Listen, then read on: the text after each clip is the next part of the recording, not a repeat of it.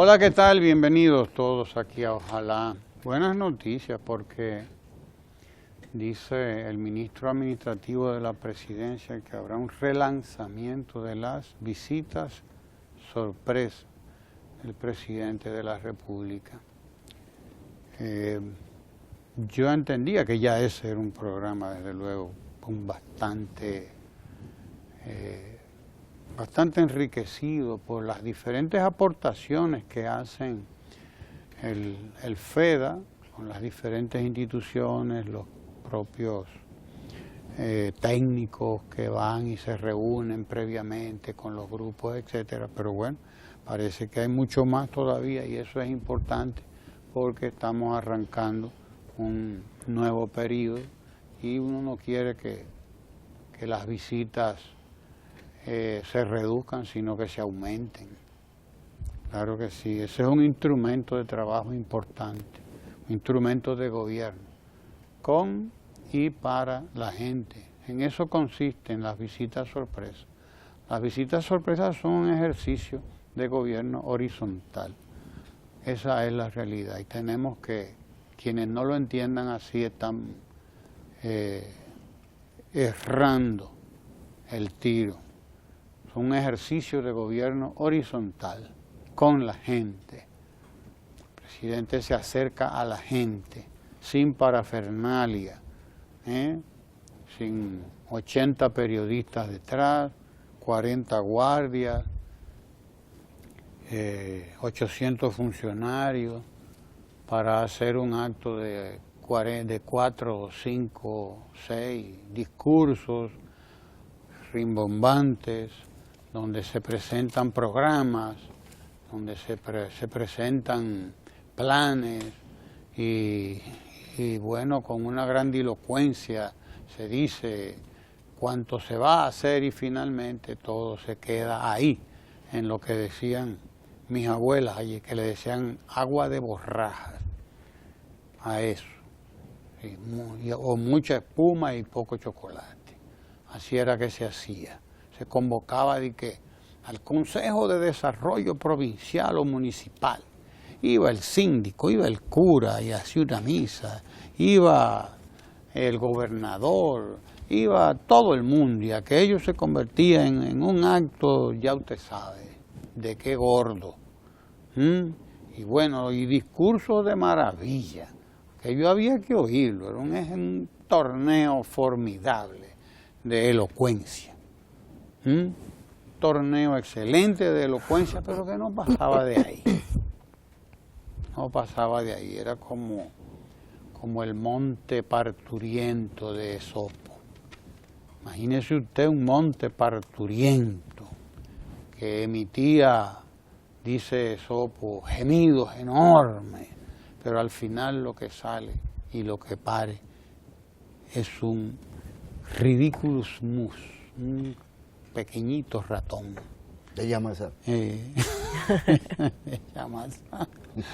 Entonces, eso era lo que eran antes todas esas reuniones que no eran más que eso, propaganda. Las visitas sorpresas no, es una manera de ir a lo concreto.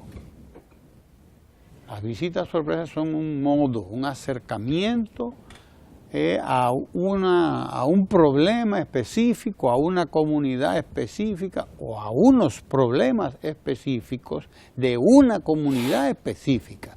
No tienen que traerme aquí a la provincia entera y movilizarlo en guaguas y pagarle a los choferes de esas guaguas y etcétera, y ya usted sabe, y todo eso.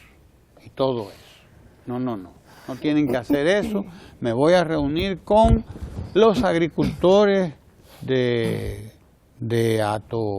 ¿cómo se llama? De donde estuvo el presidente ahora, Hondo Valle. De Hondo Valle. Es con Hondo Valle que me quiero reunir. Y concretamente con los de esa comunidad, ¿cómo se llamaba? Juan Santiago, que es un y el municipal. otro. Y había otro, eran dos grupos que había. Y es con esos que me quiero reunir. No tienen que traerme a la provincia de Bauruco entera. No. ¿Y para qué? Es con Hondo Valle lo mío. Además, con eso que yo vi ahí donde hay esa deforestación grande, terrible. Y con eso es que yo quiero hablar, porque esos son los que están ahí. Esos son los que están en el monte o al lado del monte. Esos son los que están mirando quiénes están tumbando los palos del monte. O sabrán ellos que ellos mismos también están tumbando palos en el monte y haciendo carbón para cruzarlo para Haití. Porque es un negocio que hay ahí grandísimo montado en todos esos pedazos por ahí. ¿Entiendes? Entonces es con eso que me quiero reunir. Por eso es tan importante este recurso. Es un recurso fundamental para gobernar, un instrumento de trabajo, un instrumento al servicio de las políticas públicas, de políticas públicas concretas, además, políticas públicas concretas que muchas de ellas están expresadas, pero otras no están expresadas necesariamente, porque la realidad es muy rica, muy diversa. La realidad no es tan fácil usted atraparla y ponerla en palabras, no. Ahí hay políticas públicas muy claras expresas, eso sí. El acercamiento, el gobierno horizontal, primero. Número 2, aquí hay que buscar la manera de detener la deforestación. Número 3, bueno, hay que tomar medidas. El que tumbe un palo aquí va preso. Número 4, aquí hay que trabajar para seguir, para garantizar que aquí haya agua y aquí se produzca el agua que se produce en la cordillera, ahí solamente se produce con los montes. Hay que detener la emigración del campo a la ciudad, eso es otra política importantísima. ¿Cómo detengo, cómo ayudo, cómo contribuyo a contener, a detener esa emigración que empezó en los años 60 y 70? A fines de los 50 comenzó esa desgracia. Esa emigración tremenda del campo a la ciudad, porque si no se construye capital en el campo, es lógico que la gente va a emigrar del campo a la ciudad. Y no solamente no se ha estado construyendo capital, sino que se ha destruido, y se ha estado destruyendo el capital que había en el campo, porque los montes eran un capital valiosísimo, formidable. Ese era un capital, óigame, que no tiene precio ese, además que no estaba construido por el hombre, por el ser humano, sino por la propia naturaleza, en siglos y siglos y siglos y siglos. Tarde vinimos a darnos cuenta del capital que es ese, no solo para nosotros, ¿no? Para todo el planeta. Entonces es una política importante, cómo contener la emigración del campo hacia la ciudad, cómo construir clase media en la ciudad, cómo fortalecerla o crearla, la cohesión social en el campo. Son muchas las políticas que están en marcha a través de esas visitas sorpresas que mucha gente ha querido o quiso en algún momento ver como otra cosa. No es eso, ahí no hay propaganda. Hay un trabajo frontal, un encuentro con la gente, sin miedo a lo que me van a pedir, sin miedo a lo que me van a decir, no importa. Yo le digo la verdad, es lo que piensa el presidente, me imagino yo. Yo lo que le voy a decir a la gente es la verdad. Ustedes me van a pedir el camino, la carretera, la casa, esto, el otro, me lo van a pedir todo. Yo le voy a decir, no, lo único que yo tengo que darle es esto. Y lo único que tengo para darle es esto, que es lo más importante. Después bien vendrá todo lo otro. Pero ahora lo que ustedes necesitan es capital. Capital para sus emprendimientos. ¿Cuánta tierra tienen baldía? 1000 tareas, vamos a ponerla a producir y ustedes verán que todo vendrá por añadidura. Ciertamente, así es. Así se han integrado aquí decenas de miles de tareas de tierra a la producción. Decenas de miles de tareas de tierra que estaban baldías. Estaban abandonadas. Porque la gente no puede trabajar sin capital. Alguien tiene que garantizarle a la gente capital para sus emprendimientos. Alguien tiene que garantizárselo. Y no puede ser otro. Es el Estado el único que puede hacer eso. Si usted abandona a la gente a su suerte en un país como el nuestro, de tanta pobreza, de tanta miseria, es obvio que la gente no va a poder, por su propio esfuerzo, por grande que sea, salir de ciertos espacios. No se puede salir, es imposible. Por eso, construcción de ciudadanía, construcción de capital, construcción de cohesión social, apoyo a los emprendimientos de los grupos, detener la emigración del campo a la ciudad, trabajar con que esta gente no sean enemigos del monte, que sean amigos del monte, que lo protejan y que vean en el monte su aliado, no un espacio para irlo conuqueando cada vez y acabándolo o convirtiéndolo en lo que hemos visto que ha ocurrido. Todas esas políticas están ahí, la promoción del cooperativismo, la recuperación de la economía del campo, creación de clase media en el campo, todo eso y mucho más, Entonces, buena noticia del que se van a relanzar las visitas sorpresas, porque las visitas sorpresas son un instrumento, un recurso que no debe disminuirse, sino que todo lo contrario, tiene que aumentarse. Lástima no tener 3 o 4 Danilo Medina que vayan y hagan cada uno 4 visitas al mismo tiempo, aunque el problema sería desde luego los fondos quizás, porque ¿verdad? Cada visita cuesta unos millones de pesos que hay que invertir, pero el Estado los busca y nos vamos a dedicar en estos días al pacto fiscal. Sí, señor. El presidente sigue apretándose el cinturón. Dice, este presupuesto del 17 es el mismito del año pasado. No podemos estar inventando. Si crecimos un 7.4% en los primeros 6 meses con el presupuesto anterior, pues vamos a quedarnos con ese mismo, a ver que sea la realidad la que diga, si después habrá que aumentarlo o habrá que disminuirlo más todavía, pero no, aquí siempre habrá que aumentar. Pero está claro, hay una voluntad de hacer las cosas como debe ser. Hacerlas bien. Sí. Bueno, son 146 visitas sorpresas, de las cuales se han impactado en 695 proyectos. 146 visitas. Con las que van de ahora, del nuevo, ¿verdad? Periodo. Bueno, ahora en el nuevo periodo van 2 nuevas visitas, me imagino de 148. Yo pienso que esto de las visitas sorpresa ha venido a romper con el tradicional esquema de lo que tradicionalmente eran nuestros gobiernos aislados, gobiernos en un palacio, gobiernos que para accionar tenían que recibir una cartita de una junta de vecinos, esperar que un funcionario le diera su impresión sobre esto. Yo que he sido promotora de lo que es un presupuesto participativo, realmente estas visitas sorpresa vienen a hacer eso, es acercarse al pueblo, escuchar la gente, pero sobre todo ver y palpar lo que está pasando en el territorio nacional. Tenemos ya un presidente que no tiene que esperar que le llegue una comunicación para saber que hay falta tal cual o cualquier cosa. Y sobre todo ha obligado también a los funcionarios de su entorno, él predicando con el ejemplo, de ir a los territorios. Esa es la otra parte. Esa es la otra parte. Sí. No es que yo te digo haz las cosas, es que yo te estoy diciendo cómo yo quiero, trazando una pauta de voluntad política y de forma de ejecutar las cosas. Estas visitas sorpresa han impactado en la parte de los empleos, tal como usted señalaba. Estamos hablando en 100.000 empleos indirectos y 180.000 empleos directos, que no es cualquier cosa. Y estamos hablando que gracias a esta política pública, la pobreza, sobre todo rural, aunque ya hay visitas sorpresas en las zonas urbanas, la ha reducido en un 11%.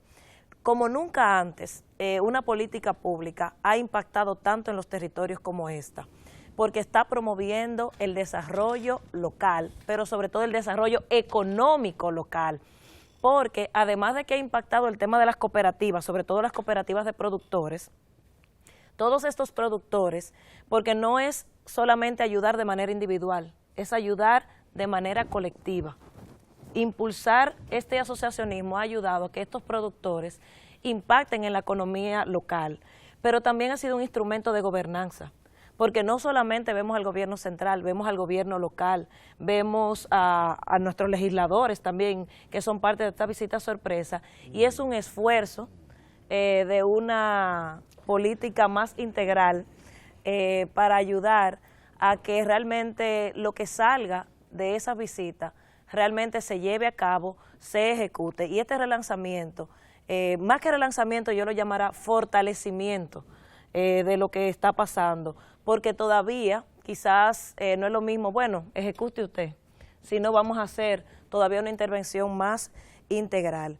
Pienso igualmente que el nivel de articulación que se está dando en los territorios en torno a las visitas sorpresa son de estos elementos, de estos resultados que a veces no son tan tangibles, pero que pienso que hay que destacar. Y como nunca antes, el sector cooperativo se ha visto en el auge. Usualmente las cooperativas, salvo 3, 4 en el país, que eran buenas, eran pujantes, había una gran parte que estaban desarticuladas, con poco capital, y a través de las visitas sorpresa el sector cooperativo se ha relanzado, la parte de la producción, la parte de los empleos. Entonces pienso que sin lugar a dudas, una de las políticas más acertadas que se han tenido en estos 4 años han sido las visitas sorpresas.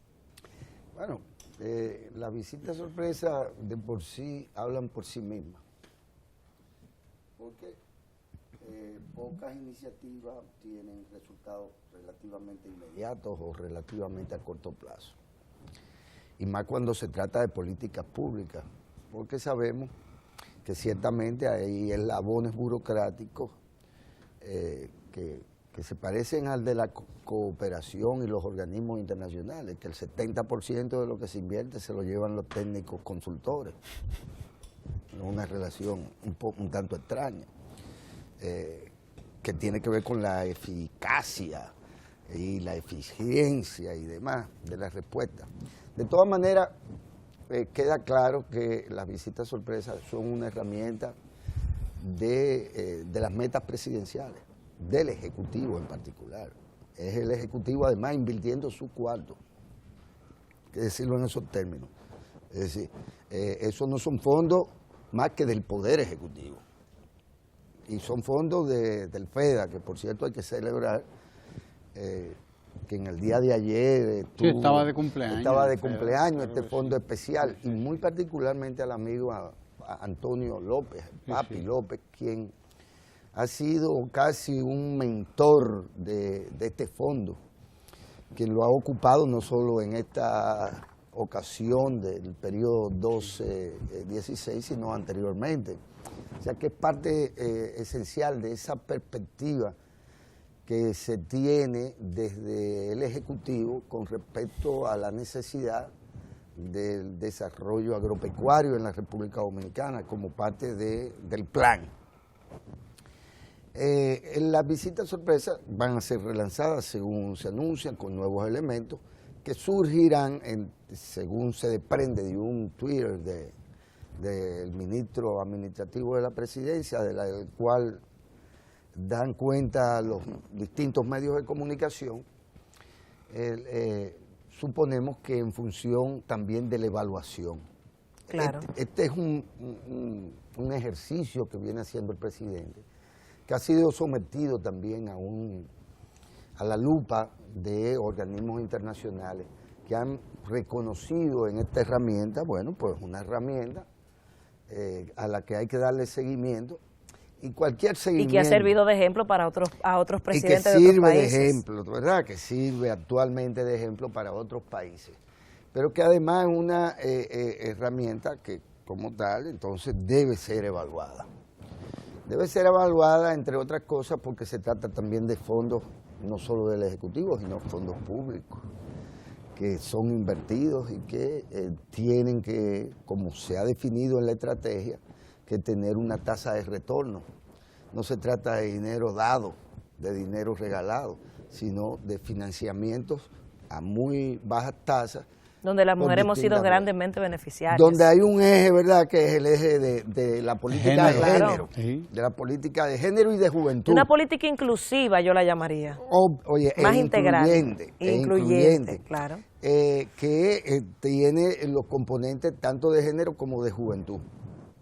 Que en países como el nuestro quizás la gente no entiende qué tanto peso tiene esto, pero sí tiene mucho peso. Primero porque la integración masiva de la mujer a las labores productivas, ya no a esa condición a la que estaba relegada como ama de casa. Y más si son mujeres jefas de hogar. Una categoría social extraña, Ramón, esa de ama de casa, que nos la inventamos nosotros, porque eso nunca existió. Existió la clase obrera, con hombres y mujeres que trabajaban. Pero eso está muy bien, tenían una familia. Pero hay que evaluar el gran trabajo que hace esa ama de casa. Sociológicamente nos inventamos los comités de lucha de ama de casa. Totalmente de acuerdo. Lucha de ama de casa. Y usted dice, pero no todas las madres... Cuantificar el trabajo fuerte y algo que hacen. Los técnicos son fabulosos. Los sociólogos y demás que se inventan categorías sociales que nunca existieron. Pero bueno, que están ahí. Pero es importante el tema de la mujer porque ciertamente la lucha por la igualdad de las mujeres con los hombres en sociedades tan atrasadas hasta hace poco como la nuestra, pues son parte de las metas del progreso. Y la misma juventud, porque a un joven que sale, que estudia con mucho esfuerzo, que no tiene quien le preste para empezar su negocio, que entonces ni lo contratan porque no tiene experiencia, pero ¿cómo va a tener la experiencia si no le dan la oportunidad? Eso lo decía el presidente ya en campaña, recuerdo, pero además, porque es que resulta ser, y aquí viene, que no podemos tampoco, la terminología a veces son engañosas, porque el tema es que aquí la población que técnicamente se conoce como joven, por los quintiles de edad, ¿verdad? Va de 19 a los 35 años, a los 35, 37 años. Bueno, pero es que esa es la mayoría del pueblo dominicano, hombres y mujeres. Entonces, cuando estamos hablando de política de género y política de juventud, en realidad estamos hablando del 50% de la población dominicana, que ciertamente estuvo excluido de todo esto durante mucho tiempo, y me refiero a las mujeres, y por el otro lado, claro, a la categoría o a la edad que se considera juventud, que es la de la mayoría de los y las dominicanas. El tema de las visitas sorpresa, pues evidentemente que tiene un impacto nacional e internacional, pero yo quiero también un poco refutar, Ramón, eso que subyace en tu valoración sobre el tema de las instancias que se habían ya creado, como los consejos provinciales de desarrollo, que sí tienen una propia razón de ser, que no dependen institucionalmente de las iniciativas y las metas y programas estrictamente de la Presidencia de la República, y que sí tienen que ver también con una visión horizontal del ejercicio de la ciudadanía y de las labores municipales y provinciales, en donde las gobernaciones, bueno, son un enlace con el Poder Ejecutivo,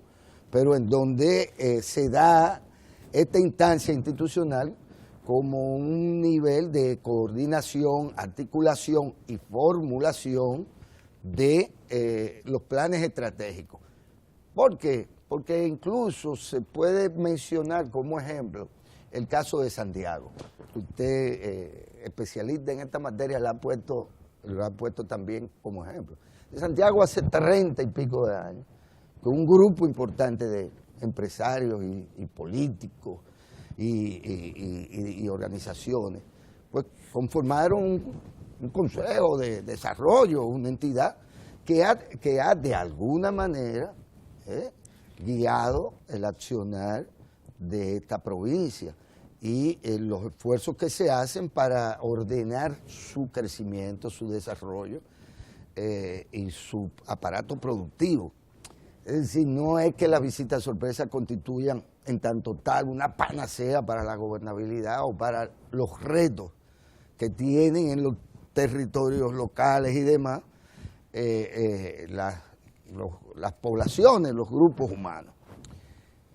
Lo que pienso es que en esta también evaluación surgirá la necesidad de articular estas instancias,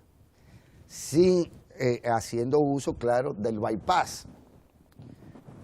Y cuando hablo del bypass, hablo de que cuando la burocracia en sí misma, cuando el andamiaje institucional no sirve para nada más que para obstaculizar los nuevos programas, las acciones que tienden efectivamente a transformar la realidad para bien, usted tiene que evadirlo, usted tiene que crear un meandro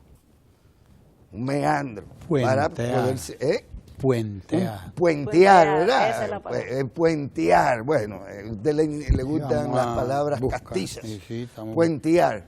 Pero yo pienso que en ese sentido se ha ido haciendo los primeros pasos de manera decidida para quitar esos puentes. Si vemos el sector de primera infancia, con el INAIPI lo que se ha tratado es justamente de integrar a las diversas instituciones que a veces trabajaban quizás de manera dispersa o quizás haciendo lo mismo y se encontraban en el territorio, es articular. Pienso que con las visitas sorpresa también, con este nuevo relanzamiento, que por eso decía ahorita, no lo llamaría relanzamiento, lo llamaría más institucionalización, más fortalecimiento, es justamente eso, que a veces se tienen que recurrir a acciones para evitar tanta burocracia o para evitar quizás una cultura tradicional de lo que siempre hemos hablado, de que lo público es malo, y ahora se está transformando esa cultura de que lo público es bueno, lo público funciona y que las instituciones públicas tienen que responder a necesidades realmente sentidas y hacer su trabajo y hacerlo bien y hacerlo con transparencia. Entonces pienso que ahora con estas visitas sorpresa que han sido definitivamente un elemento vital de cercanía al pueblo, de promover el asociacionismo, el desarrollo económico local, de la parte de los empleos, de la pobreza y una serie de cosas que asumo que saldrán en evaluaciones ya hechas. Porque la institucionalidad que nos dimos durante mucho tiempo y que podemos seguir reivindicando, en realidad era excluyente. Porque fueron todas esas instituciones que construyeron una cultura burocrática que excluyó el cooperativismo del ejercicio.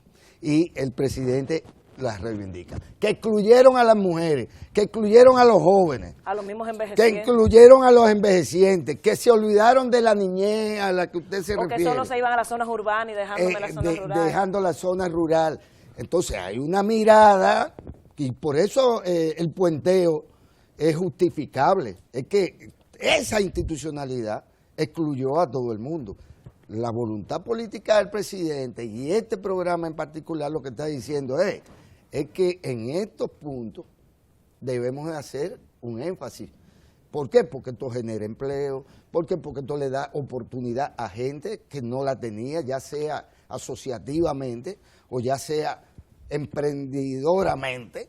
Es decir, esta visita sorpresa tiene un componente que está presente en casi todas las acciones presidenciales de Danilo Medina, que es la de que desatan una serie de procesos que vienen.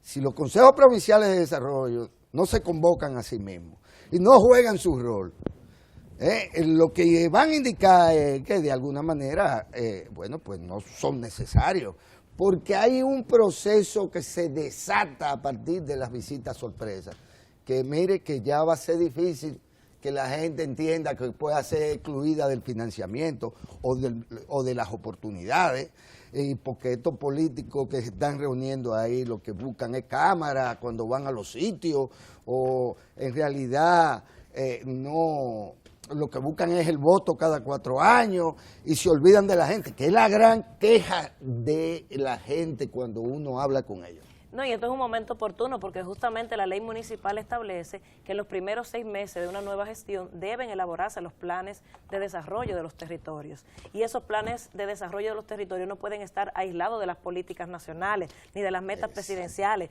ni de la Estrategia Nacional de Desarrollo, porque somos un Estado. Y el Estado es uno. Es uno, así es. Bueno, inauguración de 2 nuevas escuelas ayer en Los Frailes y en Cancino. Los Frailes segundo, Cancino primero. 1.785 nuevos estudiantes integrados a la tanda extendida. Santo Domingo Este. 1.785, sí, 80 y tantos estudiantes que acaban de ingresar a la tanda extendida, la jornada de tanda extendida. 2 escuelas enormes, un espacio que ya ustedes pueden... Esta niña habla que es una maravilla, dicho sea de paso.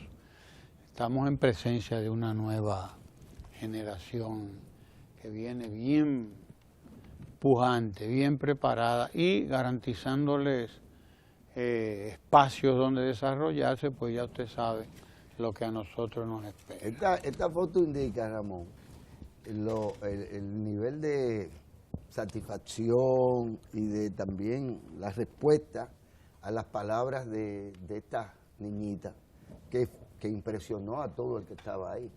La foto lo indica, la mirada de todos los que están, la sonrisa del ministro Navarro y del propio presidente de la República. En verdad, tú dices, estamos en presencia de una nueva incipiente, de esa generación que la escolaridad de 10, 12 años va a parir, pero que ya vemos que hay una semilla ahí impresionante. Hay algunos momentos donde uno siente que alguien está escribiendo y que los niños pero eso están no leyendo. importa. Pero hay otras veces eso que no uno importa. nota porque hay unos aprestos, hay unos elementos que quien los pone es el niño, la niña que habla. Exacto. Ellos han hecho sus palabras, ellos las han elaborado y una madre no interviene para reacomodársela, pero ellos han hecho el ejercicio. Ellos no solamente han hecho el ejercicio del primer boceto de las palabras, sino que también ellos pronuncian las palabras y la manera en que lo hacen. La manera en que lo hace ella, pero lo han hecho y otros tantos, y usted se da cuenta de que estamos en presencia de una nueva generación de líderes que vienen ahí y que ojalá esta sociedad tan terrible que es, una sociedad terrible, una sociedad, como decía Víctor Manuel San José Sánchez, el cantante español, dice, este es un buen proyecto para el mal. Nuestra sociedad, dice él, es un buen proyecto para el mal. Y es verdad, para el bien también, cuando hay quienes se dedican a hacer el bien y a promover esos liderazgos y a invertir lo que hay que invertir en ellos, por encima, incluso por encima de todo lo que hay montado aquí, que es un andamiaje de pesimismo, de nada sirve, de todo esto es un desastre, de todo no es más que una tergiversación y un manejo de la gente y un qué y yo qué. O sea que hay gente dedicada a eso, pero en contra de toda esa corriente que hasta tiene medios de comunicación, desde luego, y por eso se la oye bastante. Y tiene capacidades y posibilidades de influencia, pero por encima de esa corriente están las visitas sorpresas y están las inauguraciones de estas escuelas que son un paso fundamental para construir una sociedad nueva. Pues estamos construyendo una sociedad nueva y tenemos que dedicarnos a eso, y qué bueno que nos hemos dedicado a eso, a construir una nueva sociedad, construirla desde la escuela, además que es desde donde debe construirse la nueva sociedad. Sí, porque hablamos de una nueva generación, pero es una generación que hoy tiene acceso a inglés por inmersión, que tiene acceso hoy a un bachillerato técnico, que hoy tiene acceso a robótica, que hoy tiene una educación y una alimentación en sus escuelas, que tiene 8 horas que tiene de clase, cultura. O sea, también esta 8 nueva generación, horas en la escuela, claro, no 2 ni 2 y media, como era la escuela, ¿no? 2 horas y media casi, sí, no, pero 8 horas. Esta nueva generación tiene acceso a políticas públicas realmente de calidad, con profesores que también se está invirtiendo, como hemos estado viendo en el equipo de prensa del Canal 4 que ha preparado, lo que ha hecho Irina Focán, cómo se le va a dotar a los profesores de becas, no solamente nacionales, sino internacionales, la jornada de capacitación. O sea, esta nueva generación también está teniendo acceso a cosas que otra generación lamentablemente no tuvo por malas políticas públicas, o quizás no malas, pocos acertadas, de enfocarse a donde tenía que enfocarse, que era la educación. Miren, yo quiero que me permitan, antes de pasar, ¿verdad?, al invitado, creo, ¿verdad? Y a Lalo, sí, que claro. Sí, a Lalo, que bueno, va a hablar de lo mismo. De deporte, que usted se opone al deporte. No, de la pelota norteamericana. Se opone al deporte. De la pelota norteamericana. Sí, yo vivo quejándome de esto, porque nos vamos a pasar la vida hablando del Big Papi y sus hazañas. Pero miren, yo creo que hay que destacar la proactividad, yo no creo que usted tenga nada la contra el Big proactividad Papi. de la Cancillería. ¿De qué? ¿Contra quién? ¿Contra el Big Papi? No, en absoluto, es mi héroe. Ah, ok. Es mi gran héroe, un viejo que produce. según dicen. Siga con la Porque Cancillería. se va a retirar, ¿verdad? Siga con la que se va a Cancillería. ocupar Ricardo nada más se ríe. del Big Papi, de Albert Pujol y demás. Eso es para Lalo. Pero a mí me parece que hay que destacar la proactividad de la Cancillería de la República, evidentemente con la aquiescencia del presidente de la República, que es quien dirige la política exterior del país, teniendo como una de sus primeras acciones la de visitar Haití y reunirse ahí con el presidente provisional de esta hermana nación y retomar el tema o los temas propios de la agenda comercial del país. A propósito de la bendita veda que hubo de aceptársele en su momento a este país que no, en realidad este Estado que no parece tener una visión clara de las relaciones comerciales. Es evidente que por igual también hay una cierta diferencia al abordar este tema de este presidente provisional con las anteriores autoridades. Se nota por las declaraciones dadas y por lo que se conoce de este encuentro que existe una voluntad de retomar vía terrestre la posibilidad de que los productos del sector industrial dominicano y comercial dominicano, agropecuario puedan pues hacer negocios sin ninguna traba con el hermano, en el hermano país de Haití. Porque si no, el resto, digamos, de los vínculos carecería también de importancia.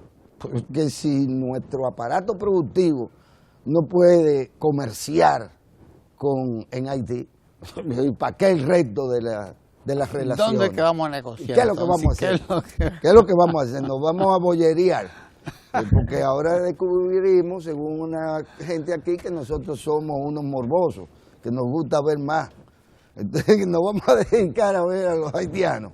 No, hay que establecer, retomar esta razón, porque el comercio ha estado siempre en el centro de todas las relaciones entre los estados y entre los pueblos. Si hay algo que es antiguo, no es solo la guerra, sino el comercio. El comercio es tan antiguo como la humanidad. Y entonces, en realidad, esto de que ni los haitianos se puedan favorecer de productos agropecuarios más baratos que los que pueden adquirir por otra vía, o de los huevos, o de los pollos, o de los embutidos, o de los plásticos, etcétera, y tengan que pagarlo más caro, ni nosotros vamos a recibir ningún beneficio de esta frontera que tenemos con este país.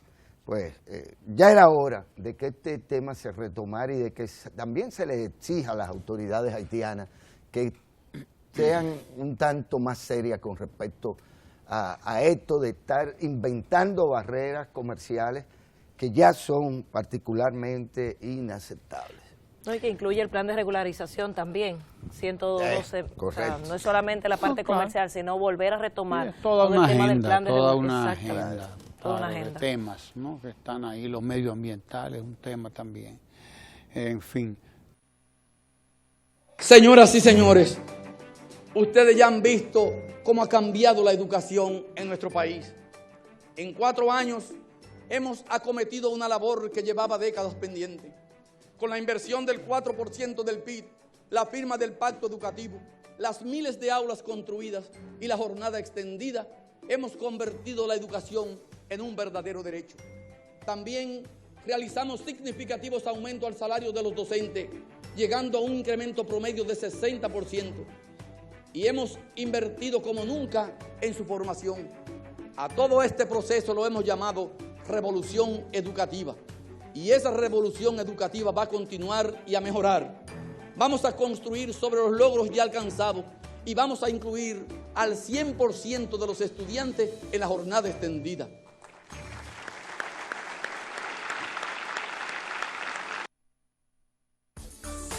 Estamos recibiendo la utilería escolar, zapatos, mochila, cuadernos, media, pantalones, camisas.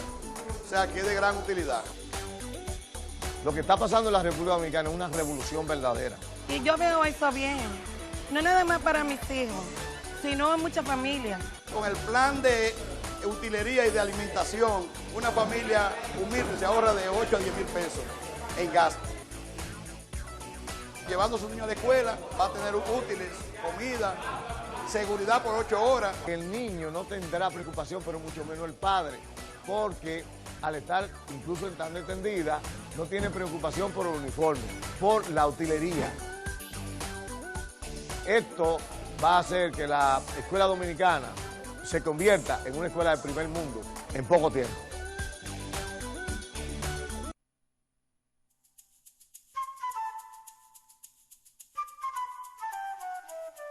Desde que se implementó la tanda extendida a esta escuela, hemos aprendido cosas nuevas que en otros centros educativos no hemos aprendido.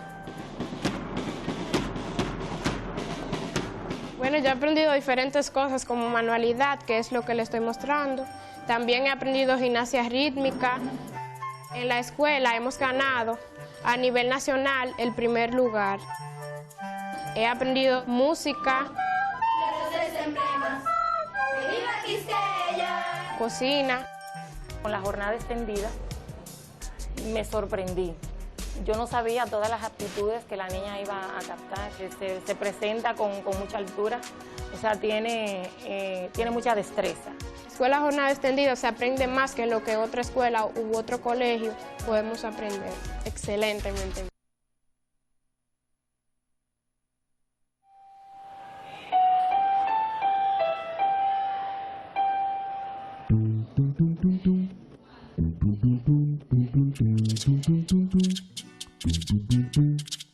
El arte es lo que te influye en realidad, abrirte como eres y ser libre.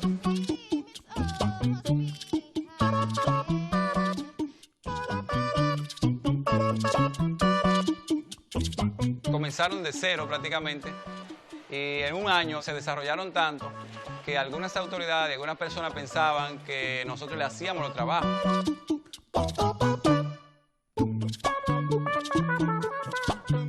Cuando se plantea una escuela así, nos da la facilidad de saber qué estudiar y qué en realidad quieres, y esta escuela te ayuda a encontrar ese potencial. Gobierno de la República Dominicana, con la gente.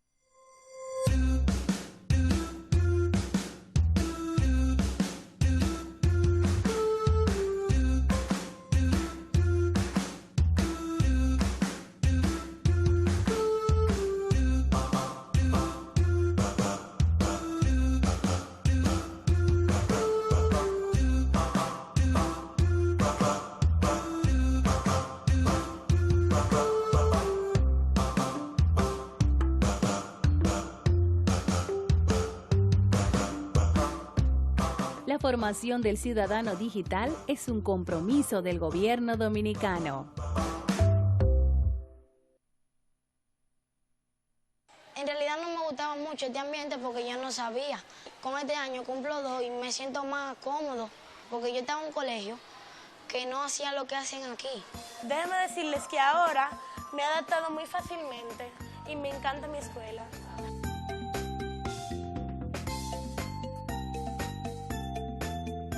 En el colegio que yo estaba antes, no daban tanta clase como dan aquí. Aquí uno se siente más libre, más comida. Me gustan los profesores de aquí, mis compañeros, los momentos que yo paso divirtiéndome aquí.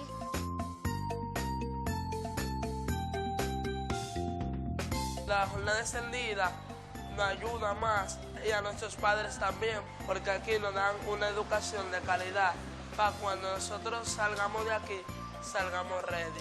Gobierno de la República Dominicana, con la gente.